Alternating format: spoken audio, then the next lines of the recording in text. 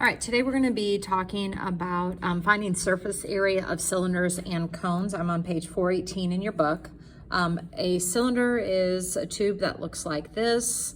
You will either be given the diameter, which is the distance all the way across the tube, or your radius, which is half of the distance across the tube. This right here, the 14, is the height of the cylinder. The height is always what connects the circle to the circle. So if it's laying down on the ground, it's still what connects circle to circle.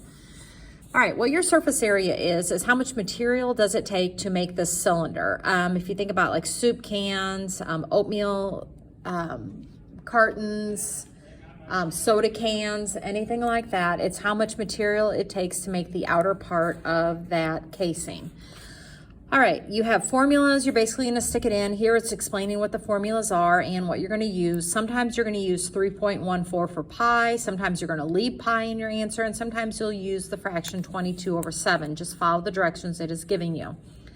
But anyway, if you jump down to the bottom, right here is the formula for surface area of a cylinder. R refers to your radius, H refers to your height. So if we're going to go through and let's go and do this one together. So it asks you, what is the surface area of the cylinder with a height of 9.5 inches and a radius of 2.5? So you come over here, and in place of the radius, you're going to put in 2.5 because that was given as 2.5. Here's the 2 to the pi. Now we're ready for the R, which is still 2.5, and the height of this cylinder was given as 9.5. So you put 9.5 right here.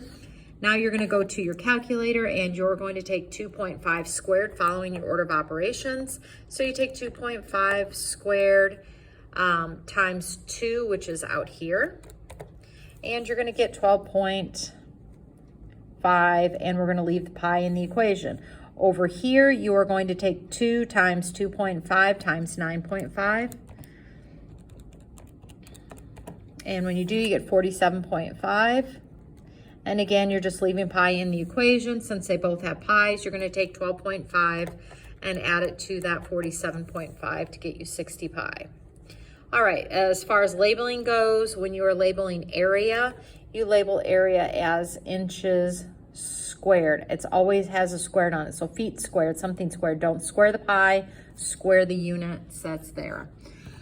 All right, so this formula right here is what you are going to be using for your surface area of a cylinder. All right, over on page 419, we're going to be talking about a cone. A cone is in the shape like this. It has one circle on top. So again, you'll either be given the radius, which is the radius, which is half the distance across, or the whole diameter. You use radius in your formula, so if you're given the whole diameter, you divide it by 2 to get it. This right here is called your slant height. All right, this is a cursive little L. So if you look right here, the slant height L is 6. All right, so the height is from here down to the bottom. All right, and we're probably not going to use that in our formulas, but if you were given the height, the actual H, and this right here, if you take a look, we have a nice little right triangle right there. So you need this part of it. If they give you this in the radius, you have to do your Pythagorean theorem to find your L. All right, so your formula for this one, let me see if they give it to us anywhere. I don't see it. So your formula here for surface area of a cone is pi r squared plus pi rl. All right, so pi r squared plus pi rl. This is the area of the circle on top. This is the area of the around cone part. You add them together to get the complete total surface area. Okay, and to find the surface area of a sphere, here is the formula for that. You'll again be using your radius. You're just plugging it in and follow the instructions.